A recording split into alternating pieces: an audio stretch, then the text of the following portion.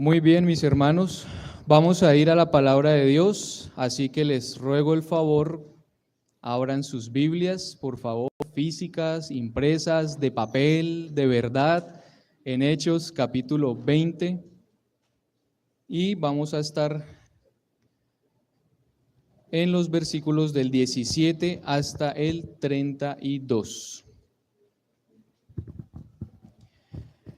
Y espero que este sermón sea la conclusión del que prediqué hace 15 días sobre el gobierno de ancianos a través del cual Dios pastorea y dirige su iglesia, y que ha sido así a través de toda la Escritura. Ustedes acaban de leer una muy buena porción en el libro de Números, en donde Dios manda a Moisés que instituya ancianos que lleven juntamente con él la carga del pueblo, porque, como dijo Moisés, es mucho peso para un único par de hombros.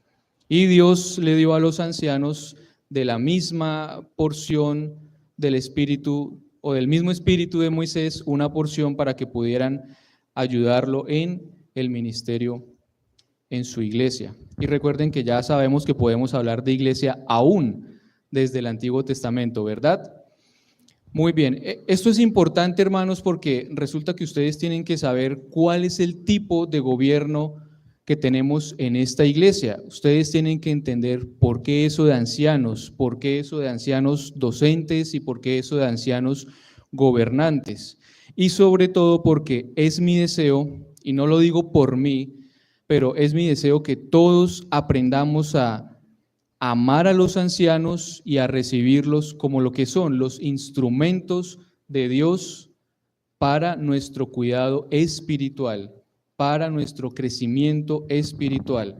Así que vamos a estar en esto. Les ruego el favor que me acompañen y oremos juntos para pedirle al Señor que nos auxilie en este momento. Padre Celestial, gracias, Señor, porque estamos en la presencia tuya. Gracias porque estás aquí con nosotros en forma real, verdadera, porque estás activo ministrándonos, proclamando tu palabra, hablándola a nuestros corazones, con las oraciones, con las lecturas, con las alabanzas y ahora con la predicación. Señor, yo te ruego, glorifícate con este pueblo tuyo. Glorifícate con los que tú has reunido, con los que has llamado del mundo para que sean tu pueblo santo. Glorifícate con aquellos que has comprado con la sangre preciosa de tu Hijo y a los que has limpiado y purificado. En ese mismo sentido, Señor, te ruego que me auxilies porque no sé qué decir ni cómo decirlo, ni soy suficiente, ni soy inteligente, ni sabio para hablarle a esta congregación.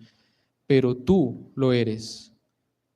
Tú eres su Dios, háblales, háblanos, mi buen Señor. Úsame como un mero instrumento, solo una herramienta en tus manos para que tu palabra sea proclamada y tu espíritu la lleve hasta los corazones y las mentes y obre cambiándonos y transformándonos para que cada vez más pensemos como Cristo y pensemos en glorificarlo con nuestras vidas. Confiado en esto, Señor, quedamos en tus manos, en el nombre precioso de Cristo Jesús. Amén. Muy brevemente, mis hermanos, hay tres tipos de modelo de gobierno de la iglesia que podemos encontrar en la Biblia. El primero y de alguna manera el más conocido es el gobierno episcopal, el gobierno de obispos, es el gobierno de tipo jerárquico. La Iglesia Católica Romana tiene este gobierno, con la cuita que ellos reclaman la sucesión apostólica, y eso ya nos pone en términos o en parámetros extrabíblicos. Pero se puede ver en la Biblia, en días del Nuevo Testamento, el modelo de gobierno episcopal. Pablo, por ejemplo, le dijo a Tito que lo dejó en Creta para que él estableciera ancianos en cada ciudad, por lo menos en un principio, cuando la iglesia estaba siendo plantada y fundada.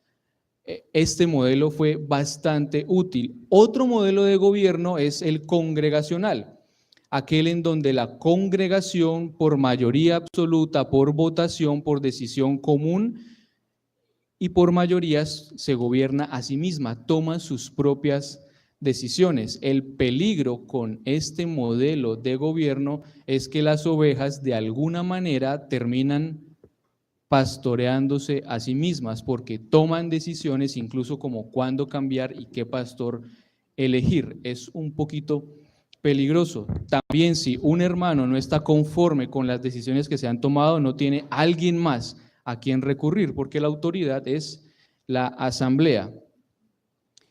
Y está el modelo de gobierno por ancianos, que, como vimos en Números, son escogidos de la misma iglesia, representan a la congregación y son los instrumentos que Dios usa para pastorear, cuidar, guiar y gobernar a su pueblo. Vamos a estar hablando sobre este que es nuestro modelo de gobierno. Yo sé que hay muchos de ustedes que son más viejos que yo en esta iglesia.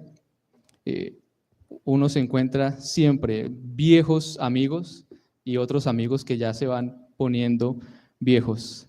Entonces, vamos juntos a aprender de la Escritura un poco más sobre cómo los ancianos son los dones que Dios nos ha dado. Y vamos a estar en Hechos, capítulo 20, vamos a ir a partir del versículo 17.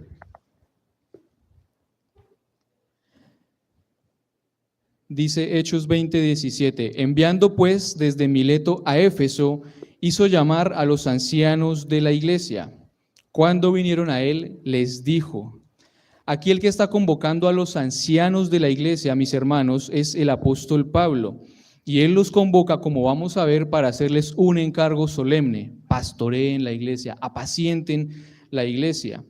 Resulta que en el Nuevo Testamento los términos obispo, pastor, anciano son intercambiables. En muchas citas bíblicas del Nuevo Testamento se usan de manera indistinta para referirse al mismo cargo y al mismo tipo de trabajo o de función que cumplen los ancianos. Esto lo digo porque todos los ancianos son una sola clase de ancianos, pero resulta que hay ancianos que se dedican a la enseñanza de tiempo completo. Estos son los que llamamos ancianos. No estoy hablando para gente tan sabia. Ancianos docentes, los que se dedican de tiempo completo al estudio, a la oración, a la enseñanza y a discipular la iglesia. Y están los ancianos gobernantes, que son los que también son aptos para la predicación, también deben estar preparados para pastorear y discipular al pueblo conjuntamente con el anciano docente, pero su rol o su trabajo, su función, se centra en cuidar la doctrina, la moral, la conducta y la administración de la iglesia. Resulta, mis hermanos, que los ancianos o en el gobierno de ancianos no hay jerarquía. Entonces, en la Iglesia Católica Romana, y esto es solo un ejemplo porque todos lo conocemos, está el cura, el obispo, el cardenal, sigue ahí hasta arriba, escalando hasta la cabeza suprema, que es el Papa. Y cada uno de estos hombres en esta jerarquía, en esta escalera, le debe sujeción a la autoridad superior. Básicamente lo que diga el Papa o lo que diga el obispo, eso es la última palabra. Resulta que entre nosotros, entre los ancianos, hay paridad. El anciano docente y el anciano gobernante son pares, en donde el anciano docente es el primero entre estos pares, el que guía, el que pastorea, el que discipula, pero juntos gobiernan la iglesia. Y ustedes tienen que pensar sobre esto en términos prácticos, porque si somos presbiterianos, tenemos que cuidarnos de ver en el gobierno de ancianos algún tipo de distinción entre el anciano docente y el anciano gobernante en cuanto a su honra, en cuanto a su dignidad y en cuanto a su autoridad. Para que esto no les suene raro, para que no piensen que estoy siendo de alguna manera pretencioso. Yo soy hombre y tengo que cuidar mi propio corazón y ser franco con ustedes. No estoy diciendo que ustedes tienen que darle menos honra o menos dignidad al pastor Leonel, en ninguna manera. Estoy diciendo que necesitamos aprender que él no lleva las cargas solo. Estoy diciendo que, por ejemplo, el anciano John y el anciano Ricardo sirven y gobiernan y pastorean conjuntamente con él. Y este su servidor, el último de todos, el más indigno, también, mis hermanos. Entonces, hay un solo llamado, una sola clase mejor de ancianos, pero con dos funciones diferentes. El docente, el que se dedica a la enseñanza, y el gobernante. De nuevo, hay una paridad. Juntos son el gobierno de Dios para todos ustedes. Juntos estamos aquí poniéndole el pecho al combate por la salvación de sus almas, mis hermanos. Entonces, a este grupo de oficiales es al que Pablo se dirige diciendo, ayúdenme a continuar con el versículo 18. Juntos el 18 y el 19. Cuando vinieron a él, les dijo: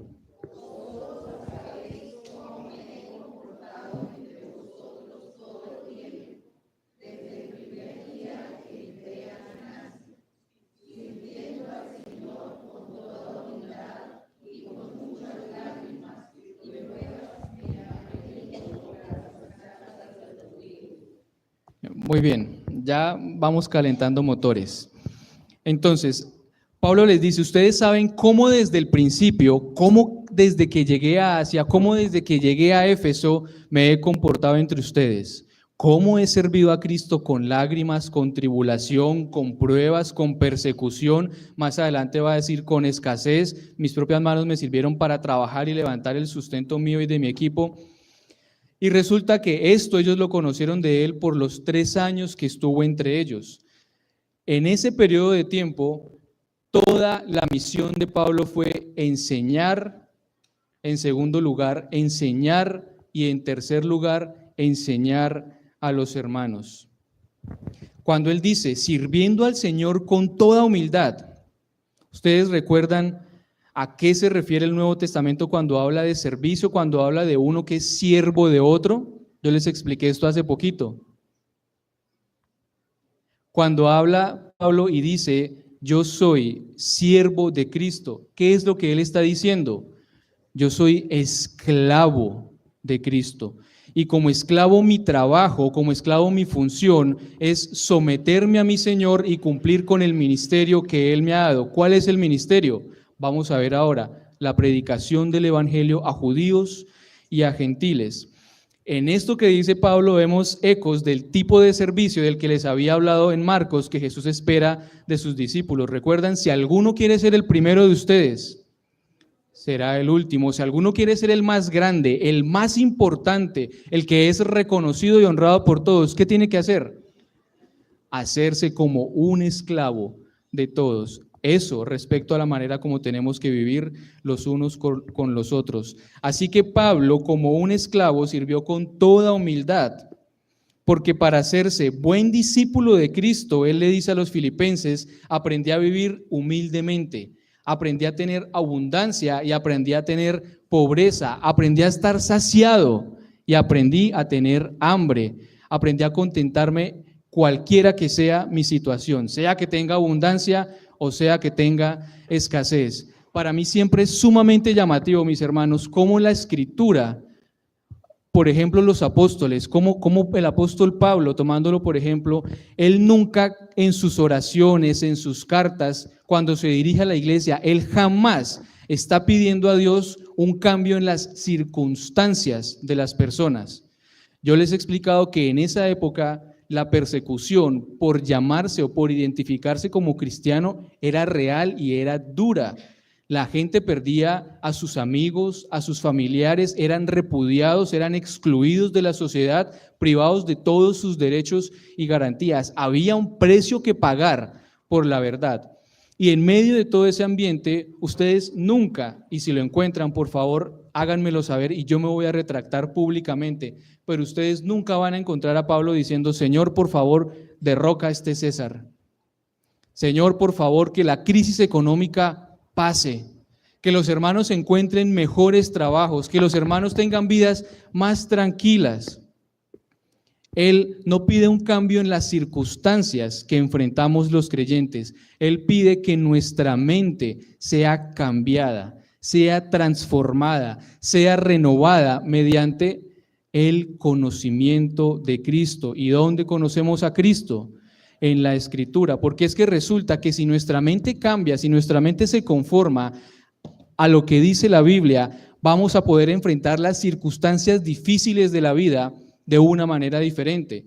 No vamos a estar pensando, Señor, quítame tantas dificultades y quítame tantos problemas y por favor, quítame este sufrimiento, sino vamos a pensar diferente. Señor, glorifícate en mis tribulaciones. Señor, dame gozo para enfrentar con confianza y con fe mis sufrimientos. Señor, fortalece mi fe para que yo pueda soportar esta enfermedad que tengo sin perder la confianza en ti, para que yo pueda aprender a contentarme si es que tengo necesidad o si es que tengo abundancia, pero que no busquemos y dediquemos nuestra vida a perseguir las riquezas y a lograr la abundancia. Entonces, mire qué interesante, Pablo, con una mente renovada por la Escritura, aprende a servir a su Cristo, a padecer todo lo que venga, a soportar las circunstancias más difíciles por causa de su ministerio y de su servicio. ¿Recuerdan la frase, todo lo puedo en Cristo que me fortalece? Viene después de lo que les estoy diciendo. He aprendido mejor a estar contento cualquiera que sean mis circunstancias, alegría, tristeza, persecución o sin persecución, pobreza o riqueza. Él sirvió como un esclavo y pagó un alto precio por la verdad, todo por amor a su Cristo, todo motivado por el amor de Cristo. Lo que motivaba a Pablo a sufrir lo que fuera por Cristo era la gratitud, su corazón amoroso por lo que Cristo había hecho por él, porque ese era su tesoro, porque en conocerlo estaba su dicha y en darlo a conocer estaba todo el propósito de su vida. Eso es parte del llamado que compartimos los ancianos con el apóstol Pablo. Él fue llamado a predicar el evangelio. ¿A qué somos llamados los ancianos? A predicarles el evangelio, a edificar la iglesia de Cristo. Vamos al versículo 20 y al 21. Ayúdenme todos. Hechos 20, versículos 20 y 21. Todos juntos. Y como nada que fuese útil.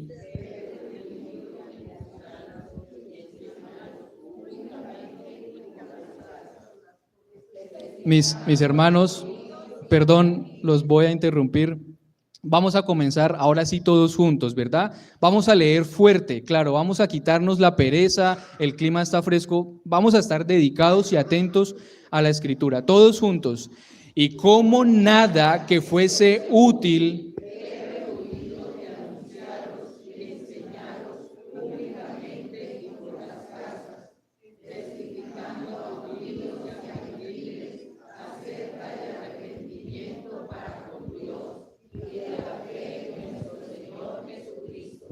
Entonces, mira el testimonio que Pablo les está dando.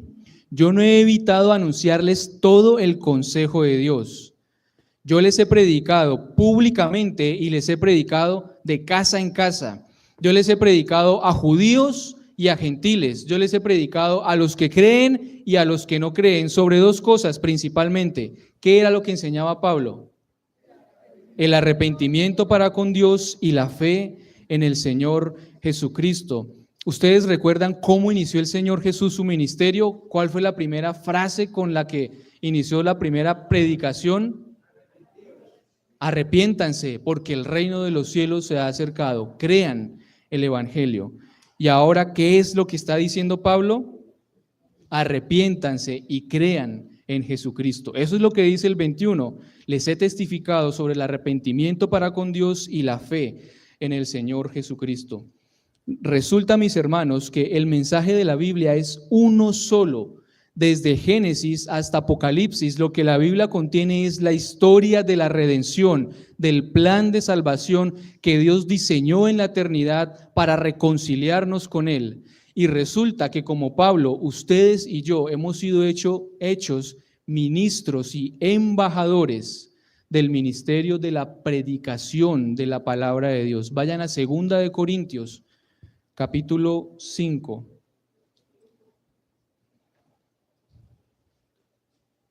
Segunda de Corintios, capítulo 5, versículos del 17 hasta el 21. Esta vez yo voy a leer, les voy a dar descanso y ustedes me siguen.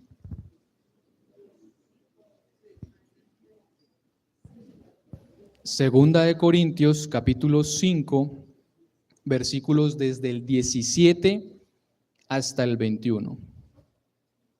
Yo leo y ustedes me siguen atentamente. De modo que si alguno está en Cristo, nueva criatura es. Las cosas viejas pasaron, he aquí todas son hechas nuevas. Y todo esto proviene de Dios, quien nos reconcilió consigo mismo por Cristo y nos dio el ministerio de la reconciliación, que Dios estaba en Cristo reconciliando consigo al mundo, no tomándoles en cuenta a los hombres sus pecados, y nos encargó a nosotros la palabra de la reconciliación. Atentos al 20. Así que somos embajadores en nombre de Cristo, como si Dios rogase por medio de nosotros. Os rogamos en nombre de Cristo, reconciliaos con Dios, reconcíliense con Dios. Al que no conoció pecado, por nosotros lo hizo pecado, para que nosotros fuésemos hechos justicia de Dios en Cristo. La predicación del Evangelio, mis hermanos, es el ministerio de la reconciliación que nos fue asignado por Jesús y por los apóstoles. A todos nosotros, a través del mandato bíblico del Señor Jesús, vayan y hagan discípulos. Mis hermanos, esto es lo que tenemos que hacer, que nuestros familiares escuchen. ¿Usted quiere saber qué decirle sobre Cristo a una persona? Ahí tiene Corintios, al que no conoció pecado, por nosotros lo hizo pecado, para que nosotros, que somos injustos, seamos hechos justicia de Dios en él. Esto es lo que su esposa y su esposo necesitan que usted les recuerde todos los días de su vida. Eso es lo que usted cada mañana que se levanta necesita recordarse a usted mismo para que se examine y se pruebe y determine si de verdad está en la fe o no, o solamente es religioso. Este es el ministerio que nos ha sido encomendado y es el ministerio del que Pablo les está hablando a los ancianos en Hechos capítulo 20. Vuelvan por favor al capítulo 20 de Hechos.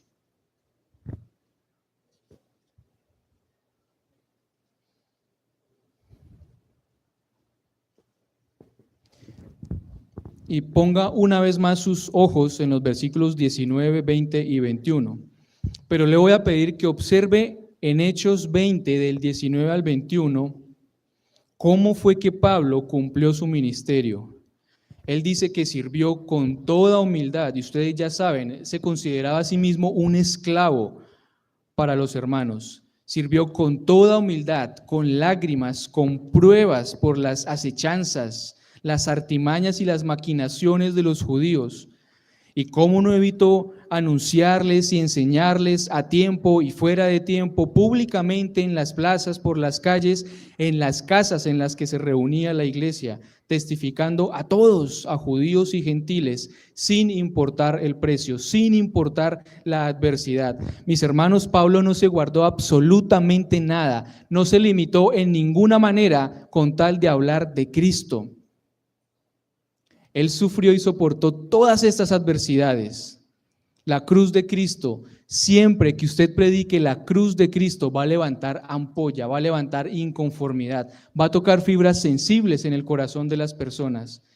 Pero tenemos que servir al Señor sin reservas, estar dispuestos como el apóstol a cumplir nuestra misión. Mis hermanos, tenemos una única misión: hablar de Cristo. Tenemos un único propósito: proclamar su evangelio a creyentes y no creyentes. Esa es toda la tarea que Jesús les ha asignado a ustedes. Para eso tienen que prepararse y tienen que equiparse y tienen que instruirse en la Escritura.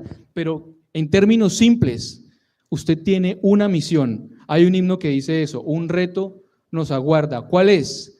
Predicar el evangelio. ¿Cuándo usted puede considerar que su vida habrá sido exitosa? Si usted predica de Cristo. Les voy a poner un ejemplo. Ayer jugó la selección Colombia. Estamos con las emociones y la efusividad y la pasión a mil, ¿verdad? Porque parece que desde hace muchos años no nos ilusionábamos tanto con una victoria de la selección. Pero yo les pregunto, ¿cuál es el objetivo de la selección Colombia en la Copa América? Ganar la Copa, ¿verdad? ¿Ellos cómo van a salir victoriosos? ¿Ganándole a equipos parcialmente con grandes goleadas? ¿Cómo saldrían ellos victoriosos? Venciendo, conquistando el trofeo. Yo les hago una pregunta: En un mes, vamos a pensar que Colombia no ganó la Copa. En un mes, ¿quién se va a acordar del 5-0 de ayer? En un mes, ¿quién se va a acordar que James lleva como yo no sé cuántas asistencias? Absolutamente nadie. Les hago otra pregunta y permítanme que quiero ilustrarles este punto. ¿Quién de ustedes recuerda cómo fue la actuación de Colombia en el Mundial del 2014?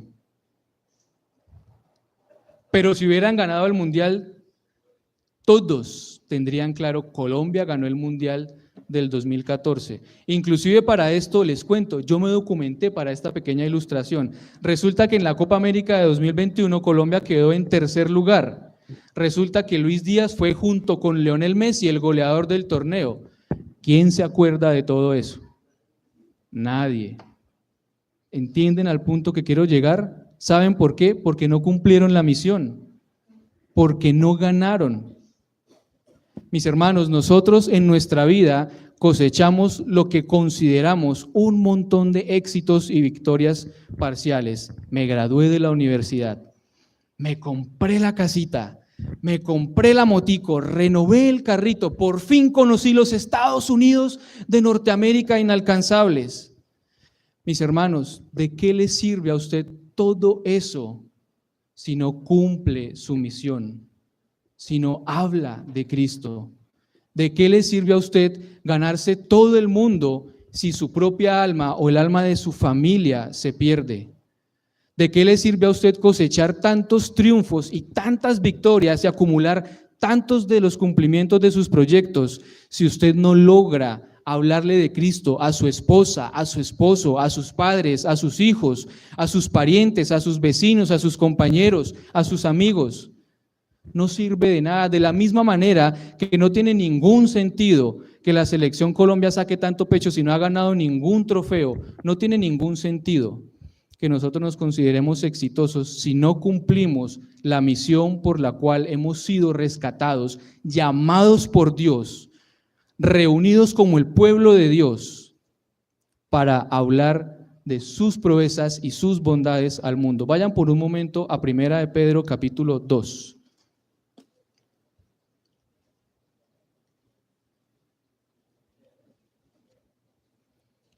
Y en el capítulo 2 vamos a leer todos juntos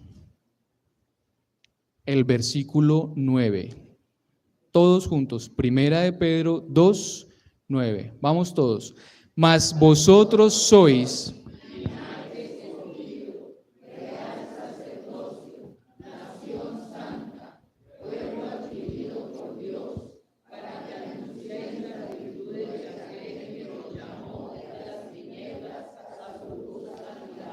Entonces, ustedes ya saben que la iglesia son todos los que Dios llamó del mundo para entrar en pacto con ellos, para que glorifiquen su nombre. Como iglesia, ustedes verdaderamente son linaje escogido. Dios los ha escogido de entre todo el género humano porque a Él simplemente le plació, sin que hubiera nada bueno ni nada que le pudiéramos dar a cambio. Él los ha hecho a ustedes un pueblo de reyes y sacerdotes y gente santa. Ahora, para que no se nos infle el ego en demasía, ¿cuál es el propósito por el cual Dios los rescató? ¿Cuál es el propósito por el cual dio a su propio Hijo como pago por nuestros pecados, para reconciliarnos con Él, como vimos en Corintios? Respóndame viendo 1 de Pedro 2:9. ¿Para qué? Para que ustedes... ¿Qué dice 1 de Pedro 2:9? ¿Para qué? Para que anuncien las virtudes, las misericordias, las bondades, el amor, la justicia de aquel que los llamó de las tinieblas, de la enemistad con Dios, de la esclavitud al pecado, a su luz admirable. ¿Para qué los rescató Dios? Para que hablen de Él, para que proclamen su nombre al mundo. ¿Cuál fue el objetivo por el cual Él llamó a su pueblo de Egipto? Para establecer un pacto con ellos y cumplir así, o bueno, no para establecer, para autenticar o confirmar el pacto que había establecido con Abraham de que por medio de su simiente serían benditas todas las familias, todas las naciones de la tierra. ¿Ustedes para qué son rescatados? para que den testimonio, para que proclamen el nombre de Cristo en toda la tierra, comenzando por Jerusalén, continuando por Judea, por toda Samaria y hasta donde el Señor los lleve. ¿Cuál es su Jerusalén? Su familia, su esposa, sus hijos, sus papás, sus hermanos. ¿Cuál es su Judea? Vamos a decir que su parentela, los seres más cercanos a usted. Su Samaria, sus compañeros, sus vecinos, sus jefes y hasta lo último de la tierra, de lo cual ustedes tienen el privilegio de participar mediante la obra que el Señor ha sostenido en mí desde hace tantos años. Pero mis hermanos, ese es pues el objetivo. Como Pablo, nosotros tenemos una sola misión: ser los embajadores en nombre de Cristo, como si Dios rogara por medio de nosotros, que le roguemos al mundo que se reconcilie con Dios. Nuestra misión es ganar almas para Cristo. Y vimos que Pablo, para cumplir esa misión, ¿qué fue lo que soportó? Absolutamente todo, las circunstancias que le vinieran. No temía la persecución, no temía la pobreza, no temía perder el trabajo, no temía perder los amigos, no temía ser excluido por su familia, nada. Todo lo consideró como pérdida por causa de Cristo, por ser hallado en Él, por conocerlo, por el amor de Cristo. Y eso es el mismo propósito que tenemos nosotros. Volviendo a Hechos, capítulo 20. Vamos ahora a los versículos del 22 hasta el 24. Y una vez más, ayúdenme a leer para mantenernos despiertos y atentos. Hechos 20 del 22 al 24. Todos juntos. Ahora, he aquí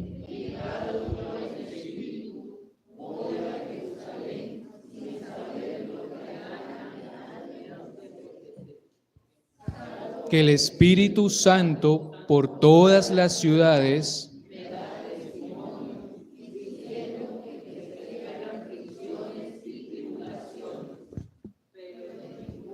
cosa hago caso, ni estimo preciosa mi vida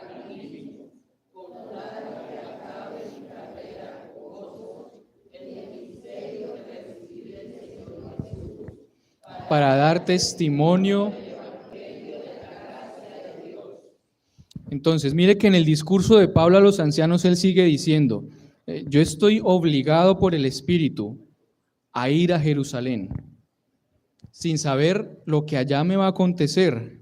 Pero el Espíritu Santo me dice, me da testimonio que en el camino y en la ciudad cuando llegue me esperan prisiones y tribulaciones. Pero note el 24, pero esto no es impedimento para mí.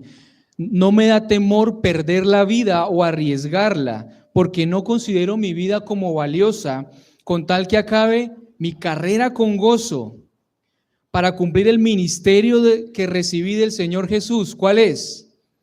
Dar testimonio del Evangelio de la gracia de Dios. Parece que era un tipo determinado, con convicciones firmes, con un carácter sólido, edificado sobre la roca, que no temía lo que viniera con tal de cumplir con su misión. Esto es solamente un modelo, un ejemplo que vemos en Pablo del amor y la determinación de nuestro Señor Jesucristo. Él sabía que tenía que venir a sufrir por nosotros, a soportar el oprobio, a soportar los maltratos de su pueblo, el rechazo de su propio pueblo. Mis hermanos, él sabía la noche previa a la crucifixión, a su arresto y crucifixión, el tamaño de la copa de la ira de Dios y el sufrimiento que tenía que beber y soportar por ustedes y por mí. Y determinado fue a la cruz. ¿Para qué? Para salvarnos, por puro amor, para lograr que fuéramos reconciliados con Dios. Este es el amor de Cristo, ese es el amor de Cristo que Pablo dice que nos constriñe, que nos mueve, que nos motiva, que nos impulsa para que ahora lo amemos y dediquemos nuestras vidas a Él. La pregunta es, si estamos seguros del amor de Cristo, si en verdad creemos que Él es nuestro Salvador, que Él es nuestro por la fe, que Él se dio por nosotros, ¿por qué, mis hermanos, no queremos en nuestras vidas pagar el precio del discipulado? ¿Por qué no estamos dispuestos a negarnos a nosotros mismos y a renunciar a todo lo que nos estorbe correr nuestra carrera de la fe? ¿Por qué seguimos atados a las mentiras, a las ambiciones, a las peleas, a los celos, a las envidias, a las murmuraciones? ¿Por qué? ¿Por qué no podemos renunciar a todo lo carnal y lo terrenal que hay en nosotros, a nuestras pasiones y fornicaciones y ambiciones y detracciones? ¿Acaso no amamos a Cristo? ¿Acaso Él no es suficiente para nosotros? ¿Acaso su vida no es un pago suficiente por nuestras almas? Eso es el sentir que había en Cristo. Yo no estimo mi vida como valiosa porque tengo una carrera, tengo un ministerio y quiero cumplirlo, dar testimonio de Cristo, servir a mis hermanos, edificar la iglesia.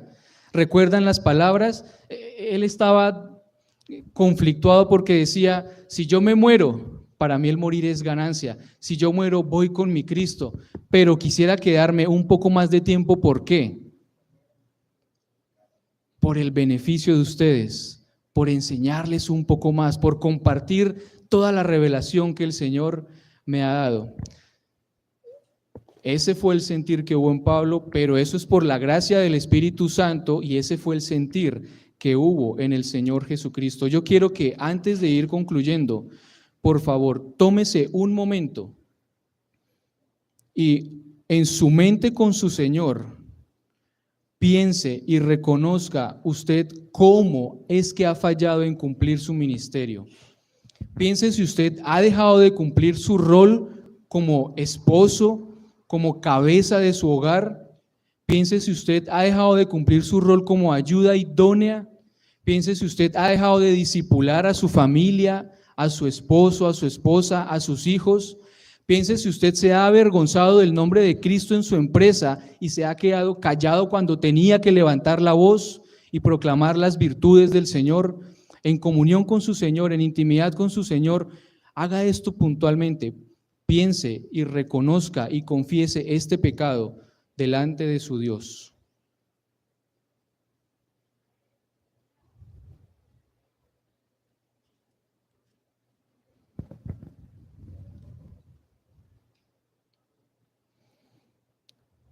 Ahora, tome también un momento para pedirle a Dios que lo ayude, que lo use, que lo capacite por medio de la palabra para que de ahora en adelante, como Cristo, como Pablo, usted no tenga ningún temor, ningún impedimento para hablar de Él, a su familia, a sus hijos, a su cónyuge, a sus amigos, a sus compañeros. Porque si confesamos nuestro pecado, Dios es fiel y justo para perdonarnos y limpiarnos de toda maldad. Ahora vuelvan sus ojos a Hechos capítulo 20. La siguiente sección en donde Pablo habla con los ancianos va del versículo 25 hasta el 31, pero como ustedes lo leyeron hace un rato, vamos a poner nuestros ojos en el versículo 28 para concluir con este versículo el sermón. El versículo 28 dice, ayúdenme todos, por tanto, mirad por vosotros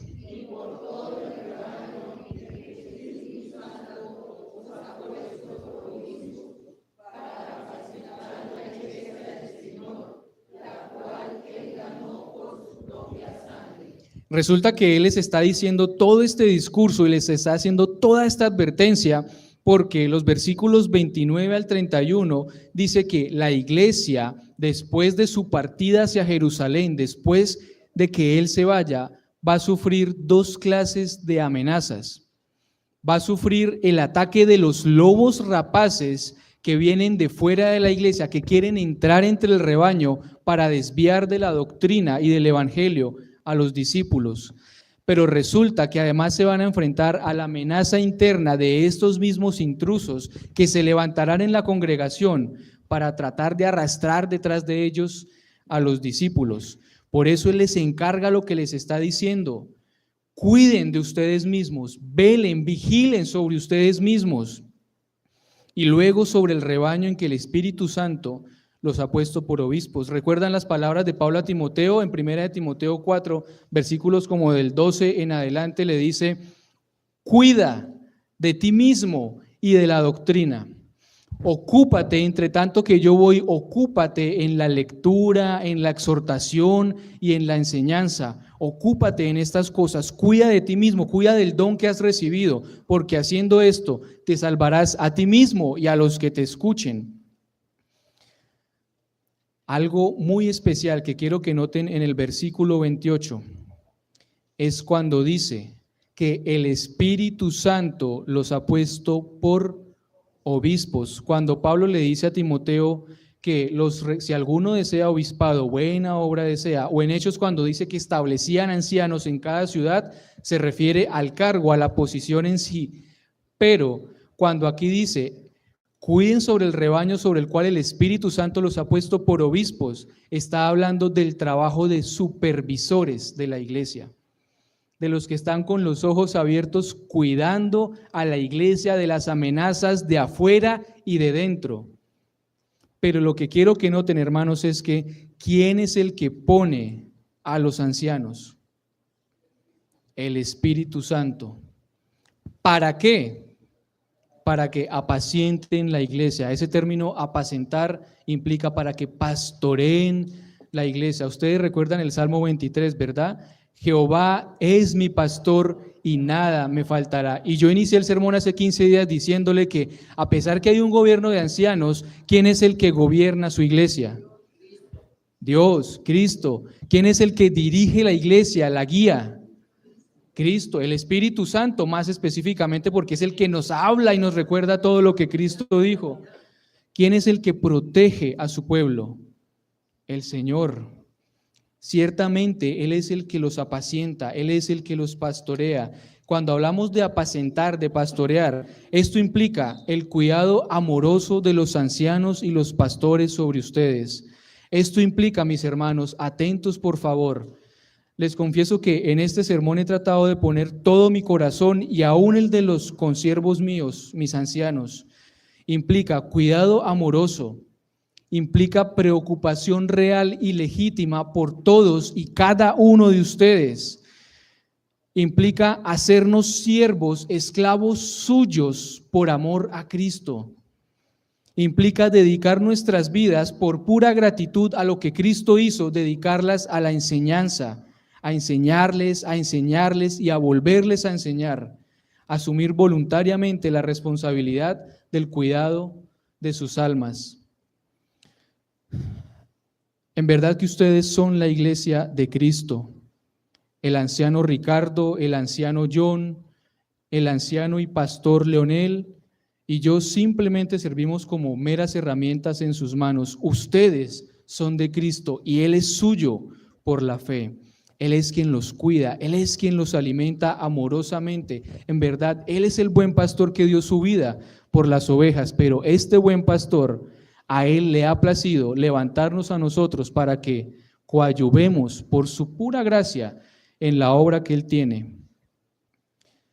No me alcanzó el tiempo para abordar algunos de los peligros que enfrenta la iglesia, pero espero, mis hermanos, que desde ahora podamos entender cuál es la función de los ancianos, podamos recibirlos como los dones de Cristo, como los hermanos a través de los cuales Cristo nos pastorea, nos apacienta, nos cuida, nos instruye, nos capacita. ¿Para qué? Terminemos leyendo Efesios capítulo 4. Efesios capítulo 4. Y como con ese terminamos, me van a ayudar todos junticos a leer a partir del versículo 11, Efesios 4, 11. Vamos a leer el 11, el 12 y el 13. Efesios 4, del 11 al 13, todos juntos. Y Él mismo constituyó a unos apóstoles,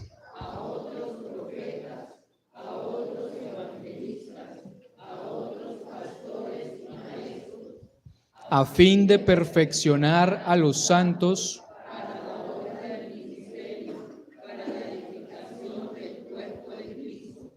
hasta que todos lleguemos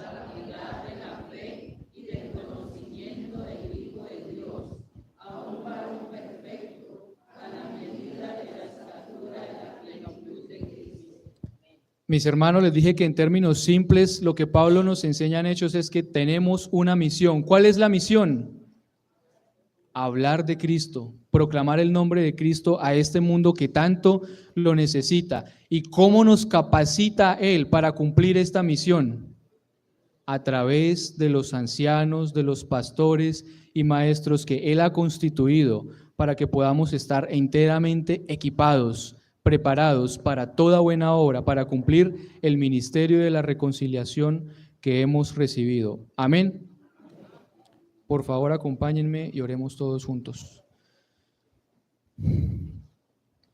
Padre, una vez más hemos recordado el Evangelio, una vez más hemos recordado cuán grande amor nos has mostrado, que diste tu Hijo como pago por nuestro rescate, para salvarnos, para redimirnos, para reconciliarnos contigo, para que ahora seamos los instrumentos tuyos para reconciliar a este mundo contigo, para proclamar a hombres y mujeres que Cristo es el Salvador, sin temer las implicaciones, ni el costo, ni las consecuencias.